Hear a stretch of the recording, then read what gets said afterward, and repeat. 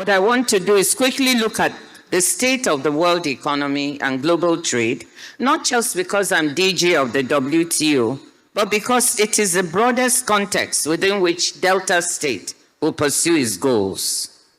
You all know that these are difficult times for the world and for global trade.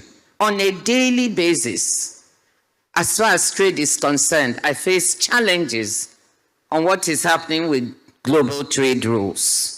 The rules-based system that has framed global commerce for the past 80 years, since the end of the Second World War, is today under unprecedented strain. Unilateral tariff actions and rising geopolitical tensions have unsettled the economic environment within which countries and companies must make plans. Rapid technological change and climate shocks are further sources of pressure. And yet, despite all of these disruptions, trade and the trading system have shown remarkable resilience, contributing to the wider resilience of the global economy. The value of global goods and services trade last year was a record $34.65 trillion.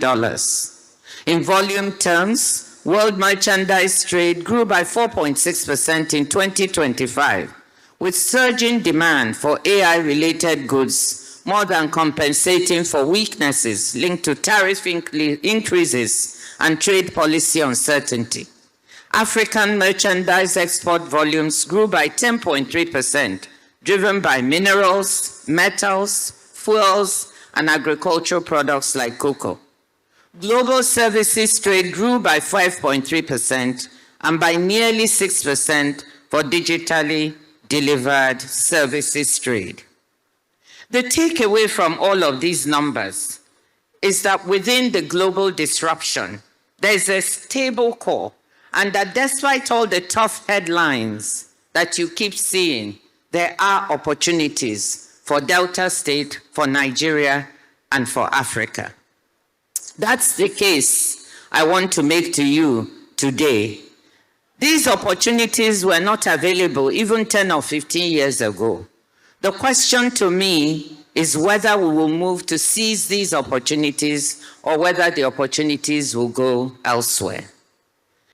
The resulting push by companies and governments to reduce exposure to geopolitical and other risks by deconcentrating supply chains is an opportunity for what we at the WTO are calling re-globalization, making global value chains more resilient to shocks by attracting more investment to places like Nigeria and to Delta State that have been on the margins of the global distribution of labor. Alongside the potential for re-globalization are a related set of opportunities on the continent that it has created for itself. The African Continental Free Trade Area, with its prospect for a 1.4 billion person strong unified market, common standards, and joined-up infrastructure, makes the continent a more attractive investment destination, both for companies targeting African markets and for those seeking to make Africa a base for exporting to the rest of the world. Seizing these two sets of opportunities, the desire for diversification and deconcentration of global supply chains, and the desire to seize the opportunity of the African Continental Trade Area is what we are talking about. It's at the heart of what I think Delta State should be thinking about in its growth and development strategy. Somebody said, think beyond Nigeria, think outside, and that's what we are also trying to say. I'm convinced that Delta State has the ingredients to become Nigeria's next great industrial hub. That's what I wish for it as a daughter of Delta. Standing alongside Lagos, Kano, and Port Harcourt as an engine of the national economy. The emergence of a new growth pole here in Delta State would be good for Nigeria as a whole. It would help decongest some of our economic hubs like Lagos and Kano that are becoming overcrowded. Lagos alone accounts for around a quarter of Nigeria's GDP and half of its non-oil GDP. Consider Delta's natural, infrastructural, and human endowments. We've heard about them. Abundant natural gas, a coastline with seaports at Warri, Sapele, Bruto, and Escravos, the Tapwe Ajiokuta Warri rail line, the fertile land of Delta State, solid minerals, 49 tertiary institutions producing young people who want opportunities in the state where they grew up. On the financial front, the state also has some fiscal space. Budget's 2025 State of States report ranks Delta 6th of 35 states in overall fiscal performance and second in debt sustainability. The 2026 proposed budget of 1.664 trillion naira prioritizes increased capital expenditures as part of the efforts to move Delta onto a higher growth path.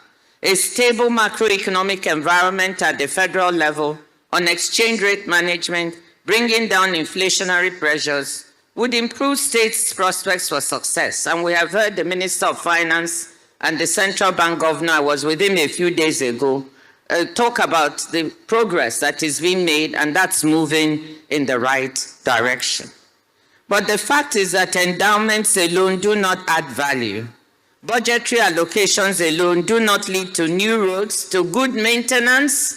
We lack a maintenance culture in the country. I have to say that I'm Nigerian, and I was telling Engineer Austin Avuru, thanking him for mentioning maintenance. We need that. We need better ports and digital infrastructure and lower trade costs. Execution is what matters.